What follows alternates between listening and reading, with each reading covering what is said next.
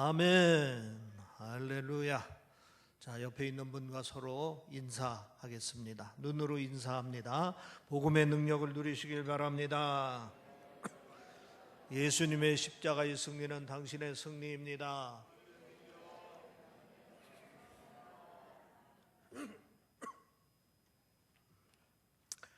복음의 능력을 누리시길 주의 이름으로 축원합니다. 복음의 능력이라는 것은 우리가 예수를 잘 믿으면은 이제 병든 자가 낫고 또 가난한 자가 부자가 되고 병든 악한 영에 매여 있는 자들이 자유함을 얻는 것입니다. 주 안에서 복음을 누리는 여러분들이 되시기를 주의 이름으로 축원합니다. 코로나19 재난이 쉽게 물러가지 않아가지고 여러 가지로 마음이 복잡합니다. 주일 대예배를 드리지 못하고 온라인 예배를 드리는 분들도 어떻게 해야 하나 갈등이 심한 것 같습니다. 일반 방송에서는 예배 드리는 것이 사회 격리 운동에 동참하지 않는 것처럼 시선이 곱지를 않아서 예배에 참석하면서도 마음이 편치를 않습니다.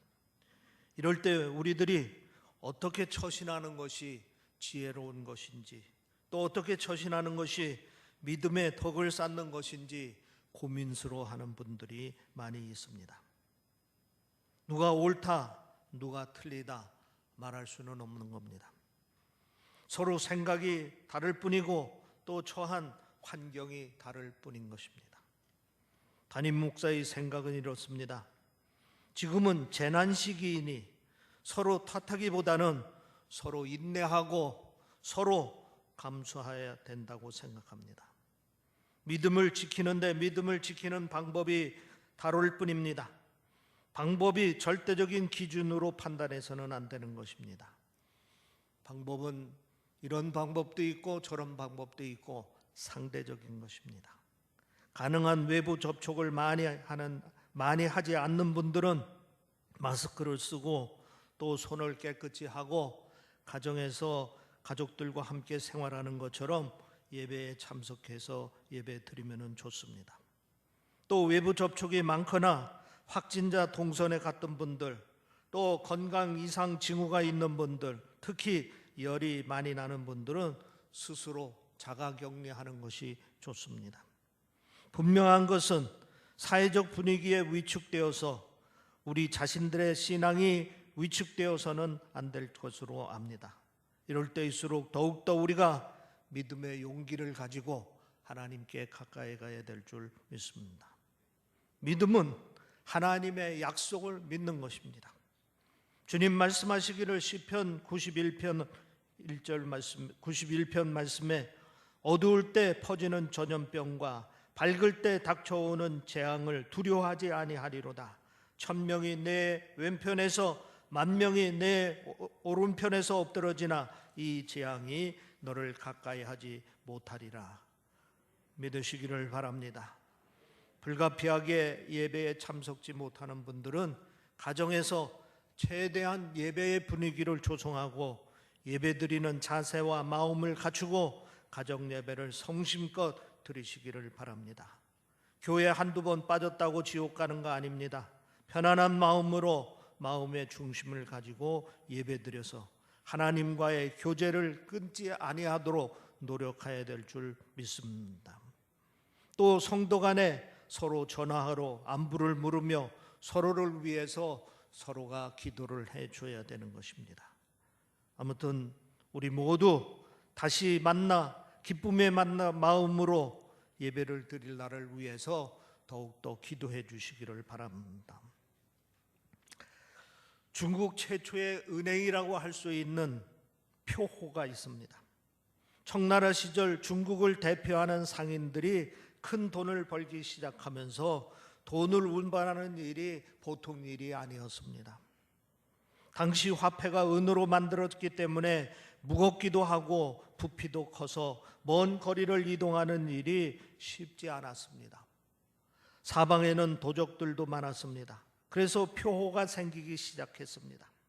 표호는 수수료를 받고 환어음을 발행해 주는 겁니다. 상인들은 표호에 가서 은으로 만든 화폐를 맡기고 종이 한 장짜리 환호음을 받고 원하는 때 원하는 곳에 가서 환호음을 내고 돈을 찾게 되는 것입니다. 그래서 환호음을 돈처럼 주고받을 수가 있었던 것입니다. 오늘날로 말하면 수표나 마찬가지입니다. 얼마나 편합니까? 이 표 때문에 상업이 번창하게 되었고 진상들은 중국 전체의 상권을 장악하게 되었던 것입니다. 그런데 여러분, 이 표가 처음 생겼을 때를 생각해 보시기를 바랍니다. 표 대표가 달랑 종이 한 장짜리에 어음을 써주면서 큰 돈을 맡기라고 했을 때 상인들의 반응이 어떻겠습니까? 나중에 돈을 도로 찾을 수 있을까 하는 그러한 의심을 가질 수도 있었을 것입니다. 상거래를 하면서 돈 대신 주고 받는 이 환호음이 어땠을까 생각을 해보면 참 여러 가지 불안한 요소들이 많이 있었을 것입니다. 믿기 어려운 일들도 많이 있었을 것입니다. 환호음은 약속이고 이 약속을 믿는 사람들이 표를 통해 거래를 했습니다. 그리고 이 약속과 믿음이 세상을 바꾸어 놓게 되었던 것입니다. 신용사회가 세워지며 금융업이 본격적으로 시작하게 되었고 경제적으로 비약적으로 발전하게 되었던 것입니다. 성경을 보면은 하나님의 구원의 약속도 바로 이 약속과 믿음으로 시작되는 것을 우리가 보게 되는 겁니다. 창세기 12장에 보면은 하나님께서 처음 아브라함을 만나는 이야기가 나옵니다. 하루는 하나님께서 아브라함을 불러놓고 명령하십니다. 너는 내 고향 갈대아 우르 지방을 떠나라. 그리고 내가 지시할 땅으로 가라. 그리하면 큰 민족을 이루게 하겠다 하는 말씀인 것입니다. 하나님께서 일방적으로 하나님께 약속하신 내용입니다. 아브라함이 하나님께서 지시할 땅으로 가면 큰 민족을 이루겠고 복을 주시겠다 하는 약속인 것입니다. 아브라함이 하나님의 약속을 믿고 순종하자 다시 나타나셔서 또 다른 약속을 말씀하셨습니다. 아브라함에게 가나안 땅을 주시겠다고 말씀을 하십니다. 사실 아브라함 입장에서 보면은 하나님께서 말씀하신 이 약속들을 믿기 어려웠을 것입니다. 이미 그의 나이가 75세요 아들이 없는 형편입니다. 75세의 아들이 없는 사람에게 그 자손을 통해서 큰 민족을 이루어 주겠다. 정말 믿기 어려운 내용의 약속인 것입니다. 그리고 고향 땅을 버리고 낯선 땅 가나안으로 이민을 간다는 일이 그리 쉽게 결단하기 어려운 일입니다. 그런데 눈에 보이는 그 모든 땅을 다 주시겠다고 하니 정말 믿기 어려운 일입니다. 그러나 아브라함은 하나님의 약속을 믿었습니다. 그래서 약속을 믿고 나이 75세에 이제 가족을 데리고 낯선 땅 가나안으로 이민을 떠났습니다. 거기서 하나님의 구원의 역사가 시작이 되는 겁니다. 하나님의 약속을 믿고 순종하는 아브라함을 통해서 하나님의 구원의 역사가 시작되었다 하는 말씀입니다. 아브라함의 위대함은 하나님의 약속을 믿기 어려울 때 믿은 것입니다. 그리고 순종하기 어려울 때 순종한 것입니다. 그래서 사도 바울도 그런 이야기를 하죠. 아브라함은 믿기 어려울 때 믿었으므로 그가 믿음의 조상이 되었다. 이렇게 얘기를 하고 있는 것입니다. 믿을 수 없는 가운데 약속을 믿고 따랐습니다. 그래서 아브라함으로부터 구원의 역사가 시작이 된 것입니다. 이제 그 후손들은 아브라함처럼 약속을 믿고 순종하면 됩니다. 아브라함이 시작한 믿음의 길을 따라가기만 하면 되는 겁니다. 하나님께서 오늘도 이렇게 약속하시고 그 약속을 믿는 사람들을 통해서 구원의 역사를 이루어 가십니다. 그런데 그 약속은 하나님께서 일방적으로 우리에게 제안하신 것입니다. 그래서 우리가 하나님의 약속을 믿기가 쉽지 않습니다. 그러나 우리가 하나님의 약속을 믿고 순종하면 그 약속대로 우리는 하나님께서 주시는 놀라운 복을 누리게 되는 것입니다. 신앙이라는 것은 이렇게 하나님의 약속을 믿고 따르는 것입니다. 아브라함이 약속을 믿고 가나안 땅으로 갔듯이 우리도 약속을 믿고 약속의 땅으로 나아가는 겁니다. 그러면은 오늘 우리는 하나님의 어떤 약속을 따라가야 합니까? 성경에 보면 하나님께서 시대에 따라서 다른 약속을 제안하셨습니다. 창세기 1장 2장에 보면 하나님께서 창조하신 직후 아담과 하와에게 약속하신 내용이 있습니다. 에덴 동산 중앙에 선악을 알게 하는 나무가 있는데 그 나무의 열매를 따먹지 말라 하는 얘기입니다. 그리하면은 생육하고 번성하게 복을 받게 될 것이다 하는 얘기입니다. 이것을 우리가 생명의 언약이라고 합니다. 그런데 아담과 하와가 이 약속을 지키지 못했습니다. 그래서 이 생명의 언약은 파기되었습니다. 그러나 하나님께서 저들을 그대로 버려두지 않았습니다. 불순종의 죄를 사함을 받을 수 있는 기회를 주셨습니다. 다시 한번 하나님께서 주시는 복을 누릴 수 있는 기회를 주신 것입니다. 이것이 구원의 언약인 것입니다. 그런데 성경에 보면은 구원의 언약이 시대에 따라 다르게 나타납니다. 본격적으로 구원의 언약이 주어지는 것은 아브라함 때입니다. 하나님께서 아브라함과 그의 자손을 구원하셔서 그들의 하나님이 되시겠다 하는 것입니다. 그리고 모세 시대에 와서 이스라엘 백성이 큰 민족을 이루게 되자 구원의 약속은 더욱 구체화되었습니다. 하나님께서 주신 말씀을 지키면 복을 받을 것이고 지키지 않으면 저주를 받게 될 것이라는 약속입니다. 그런데 이스라엘 백성들이 하나님의 약속의 말씀을 어기기 시작합니다. 세월이 지나갈수록 점점 도가 지나치면서 하나님께서 더 이상 참을 수 없는 한계의 단계에 이르게 됩니다. 이제 하나님께서 저들과 맺으신 약속을 파기하시고 새로운 언약을 준비하셨습니다. 그것이 바로 메시아의 언약인 것입니다. 메시아를 통해서 새로운 구원의 약속을 맺으시겠다는 것입니다. 드디어 메시아이신 예수 그리스도가 오셨습니다. 그리고 새로운 구원의 약속을 선포하셨습니다. 이제 새로운 구원의 약속을 믿고 따르는 무리들이 일어나 교회를 이루고 믿음의 새로운 시대를 열게 된 것입니다. 오늘 우리들이 읽은 본문 말씀 중에서 아주 중요한 말씀을 읽을 수가 있습니다. 22절 말씀을 보겠습니다. 22절 말씀 우리 한번 같이 읽어보겠습니다.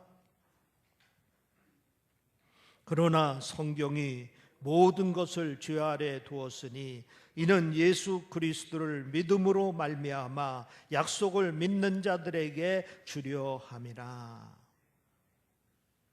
이는 예수 그리스도를 믿음으로 말미암아 약속을 믿는 자들에게 주려 함이라. 오늘 우리가 믿고 나아가야 할 약속이 바로 예수 그리스도를 믿음으로 말미암아 약속이라 하는 것입니다. 오늘 우리가 믿고 따라야 할 약속이 바로 예수 그리스도를 믿음으로 말미암는 약속입니다. 우리가 예수를 믿을 때 주님과 맺게 되는 약속 바로 그것입니다. 그러면 예수 그리스도를 믿음으로 말미암아 약속이라는 것은 무엇일까요? 한마디로 말하면 예수 그리스도를 통한 구원의 약속을 말합니다. 사도행전 16장 31절 말씀에 보면은 이렇게 약속하고 있습니다. 주 예수를 믿으라. 그리하면 너와 내 집이 구원을 받으리라. 예수를 믿으면 구원을 받습니다. 예수를 믿으면 죄사함을 받고 하나님의 자녀가 됩니다. 그리고 하나님께서 주시는 복을 받게 되는 것입니다. 믿으시기를 바랍니다. 옛날 저 평안북도 정주에 백사겸이라는 무당이 있었습니다. 한 번은 이 무당이 열병을 앓고 있는데 이웃에 살던 그리스도인이 그에게 전도를 했습니다. 백무당 예수 믿고 천당 가시오. 자식들 망하는 꼴 보기 싫지 않거든 무당짓 그만하고 예수 믿으십시오. 자존심이 상한 백무당은 야 이놈아 천당은 너나 가라, 천당이든 백당이든 너나 가라 하고 소리를 치고 내쫓아버렸습니다. 그런데 이상한 일이 일어나는 겁니다. 밤에 잠을 자려고 하면은 낮에 전도자가 한 말이 자꾸 머릿속에서 떠나지를 않는 것입니다. 예수 믿고 천당 가라, 자식들 망하는 꼴 보지 않으려면은 예수 믿어라, 이렇게 이야기한 얘기들이 계속 머릿속에서 맴도는 겁니다. 그리고 말씀을 이제 되새기다가 그가 다시 그 전도자를 찾아갔다는 얘기입니다. 그리고 정식으로 예수에 대한 이야기를 구체적으로 듣고 예수를 영접하고 주님을 나의 주님으로 고백하게 되었다 하는 얘기입니다. 그날 이후로 백사겸의 마음에 평안이 찾아왔고 열병도 깨끗이 씻은 듯이 나았고 열심히 신앙생활을 하게 되었습니다. 한 번은 교회가 건축하게 됐는데 돈이 모자라 완성을 하지 못하고 예배를 드리게 됐습니다. 백사겸 무당은 자기 전답을 팔아서 헌금을 하게 됩니다. 그 선교사는 백사겸의 충성을 보고 그 아들을 특별히 돌보게 되었습니다. 학교를 보내 공부를 시키고 미국으로 유학을 시켜서 공부를 시키고 후에 예일대학에서 철학 박사 학위를 받고 귀국하게 했습니다. 그리고 연세대 총장과 문교부 장관을 지내게 됩니다. 이분이 바로 한국 기독교의 큰 인물 가운데 한 분인 백낙준 박사입니다. 백사겸은 무당이었습니다. 귀신을 섬기고 우상을 섬기던 사람이었습니다. 그가 예수를 영접하자 구원받았습니다. 제사함을 받았습니다. 하나님의 자녀가 되었습니다. 믿음으로 주님을 섬기자 주님께서 함께 하셔서 그 가정을 복되게 하셨다 하는 얘기입니다. 우선 그 가정과 가문이 구원을 받았습니다. 그의 자손들이 다 거룩한 하나님의 백성이 되었습니다. 그리고 그의 자손의 자손까지 하나님께서 믿음의 일꾼들을 세워주셔가지고 이 나라에 크게 영향력을 끼치는 그러한 인물들로 저들을 세워주셨다 하는 얘기입니다. 만일 백사겸 무당이 예수를 영접하지 않고 무당으로 그대로 살았다면 이런 구원의 역사가 일어났겠느냐 하는 것입니다. 여러분, 이것이 바로 예수를 믿는 믿음으로 말미암는 약속입니다. 우리도 백사겸 무당처럼 하나님의 약속을 믿고 그리고 약속을 잘 지켜낸다면 우리와 우리 가정 그리고 우리 가문이 구원을 받고 하나님으로부터 큰 복을 받게 되는 것입니다. 그러면 우리는 그리스도를 믿는 믿음으로 말미암아 하나님의 약속을 어떻게 해야 합니까? 우선 하나님의 약속을 믿어야 합니다. 갈라디아서 3장 14절에 보면은 이는 그리스도 예수 안에서 아브라함의 복이 이방인에게 미치게 하고 또 우리로 하여금 믿음으로 말미암아 성령의 약속을 받게 하려 함이라. 믿음으로 성령의 약속을 받는다 했습니다. 우리는 주님께서 말씀하신 약속을 믿으면 그 약속이 내 것이 되는 것입니다. 그러나 주님께서 약속하셨어도 믿지 않으면 그 약속은 나와 아무 상관이 없는 것이 됩니다. 누가복음 1장에 보면은 마리아가 천사 가브리엘을 통해서 하나님의 약속의 말씀을 듣는 이야기가 있습니다. 31절 말씀에 보면 하나님께서 보라 내가 잉태하여 아들을 낳으리니 그 이름을 예수라 하라 이렇게 약속을 하셨습니다. 그런데 아브라함은 아직 결혼하지 않은 처녀였습니다. 어떻게 여자 혼자서 아이를 잉태할 수 있습니까? 상식적으로 이해가 안 되는 일입니다. 34절 이하에 보면은 이해할 수 없어서 이렇게 묻습니다. 나는 남자를 알지 못하니 어찌 이런 일이 있으리까요? 하나님께서 성령이 하실 것이다. 그리고 그 아이는 하나님의 아들이라 불릴 것이라 말씀하셨습니다. 마리아는 우선 이해할 수 없어서 믿기 어려웠을 뿐 아니라 그렇게 되면 자기는 결혼도 하지 않은 채 남정네와 노란한 부정한 여인 취급을 받게 되기 때문에 그 약속을 받아들일 수 없는 겁니다. 마리아는 믿을 수 없고 또 그렇게 되는 것을 바랄 수도 없지만 믿음으로 하나님의 약속을 받아들였습니다. 누가복음 1장 38절 말씀에 보면은 마리아가 이르되 주의 여종이 오니 말씀대로 내게 이루어지리이다. 말씀대로 내게 이루어지리이다. 하나님의 약속을 아멘으로 받은 겁니다. 그래서 하나님의 약속이 마리아에게 이루어졌고 마리아는 예수님의 어머니라는 복을 누리게 되는 것입니다. 오늘 우리도 마찬가지입니다. 천사가 마리아를 찾아와서 하나님의 약속을 전한 것처럼 하나님께서 여러 경로를 통해 그리스도를 믿음으로 말미암는 약속을 전해 주십니다. 다시 말해서 구원의 약속을 전해 주십니다. 과학적이고 이성적으로 생각해 보면 믿기 어려운 부분이 있습니다. 그리고 믿을 경우 과거와는 완전히 다른 삶을 살아야 하기 때문에 정말 힘든 부분도 있습니다. 그러나 마리아처럼 믿으면 그 약속이 내 것이 된다 하는 사실인 것입니다. 그리고 그 약속을 내게 반드시 이루어진다는 사실인 것입니다. 여러분, 아직 하나님 구원의 언약을 받지 못하는 분들이 계시다면 오늘 이 시간 결단하고 아멘으로 받아들이시기를 바랍니다. 이미 믿으신 분들은 다시 한번 믿음을 재확인하시기를 바랍니다. 주 예수를 믿으라. 그리하면 너와 내 집이 구원을 받으리라. 구원의 약속을 믿어야 합니다. 그 다음에는 약속을 지켜야 하는 것입니다. 디모데후서 4장 7절에 보면 이렇게 말씀하고 있습니다. 나는 선한 싸움을 싸우고 나의 달려갈 길을 마치고 믿음을 지켰으니. 사도 바울이 순교 직전에 제자인 디모데에게 유언과 같은 마지막 편지를 보내면서 한 말입니다. 나는 선한 싸움을 싸우고 나의 달려갈 길을 마치고 믿음을 지켰으니. 자기는 달려갈 길을 마치고 믿음을 지켰다 하는 것입니다. 주님께서 주신 약속을 믿고 마지막까지 그 믿음을 지켰다는 것입니다. 사도 바울이 왜 이렇게 믿음을 지켰다는 것을 강조했습니까? 끝까지 믿음을 지킨다는 일이 쉽지 않은 일입니다. 모진 박해와 시련이 있었습니다. 그리고 갖가지 시험과 유혹이 있었습니다. 자칫 믿음을 저버릴 위기가 있었습니다.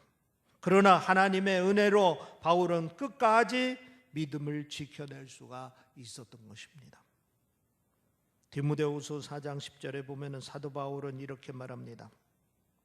데마는 이 세상을 사랑하여 나를 버리고 데살로니가로 갔고. 데마가 약속을 지키지 못하고 믿음을 버리고 세상으로 돌아가 버렸다 하는 것입니다.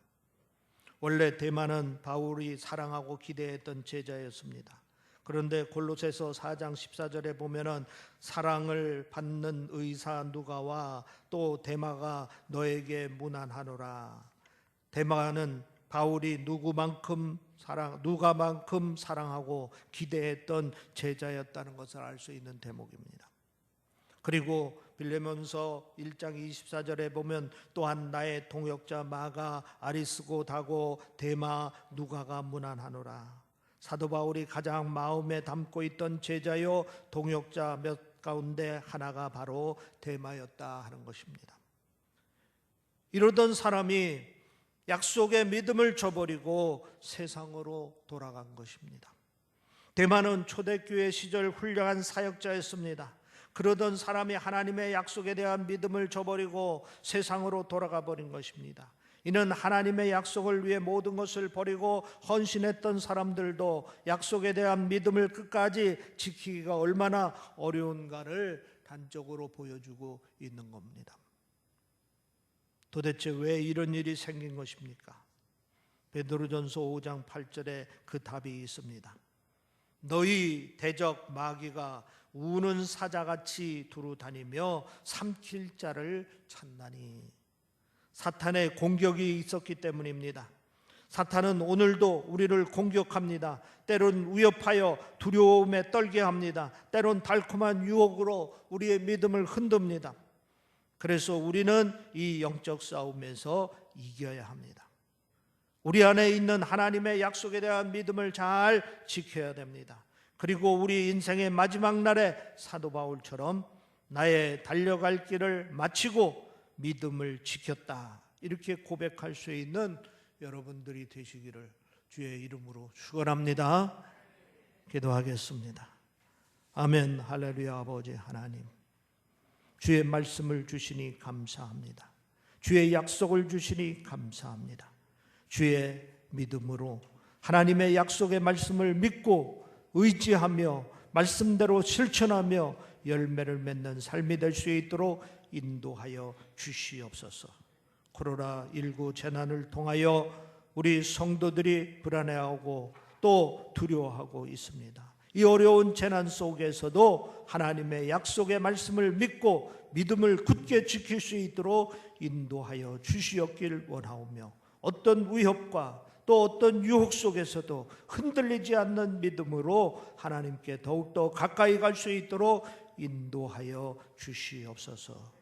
이 재단을 축복하시는 아버지 하나님, 여러 가지 여건과 환경이 허락지 못해서 이 예배에 참여하고 싶지만은 참여치 못한 성도들도 있습니다. 저들이 각자 가정에서 경건한 마음으로 하나님 앞에 예배드릴 때에 주의 성령으로 도우시고 은혜로 도와주시어서 더욱더 믿음의 담대함을 가질 수 있도록 인도하여 주시옵소서. 그리고 마음에 소원하며 기도하고 간구하는 기도들을 우리 하나님께서 하나하나 다 기억하시고 고넬료의 가정에 천사를 보내어 응답하여 주신 것처럼 저들의 가정에 성령의 역사로 충만하게 하시고 우리 하나님께서 그 모든 기도의 내용을 들으시고 응답하여 주시옵소서. 주여 함께 하시옵소서. 우리 성도들을 보호하여 주시옵소서. 우리 성도들을 승리케 하여 주시옵소서. 감사하며 우리 주 예수 그리스도의 이름으로 기도하옵나이다. 아멘. 아멘.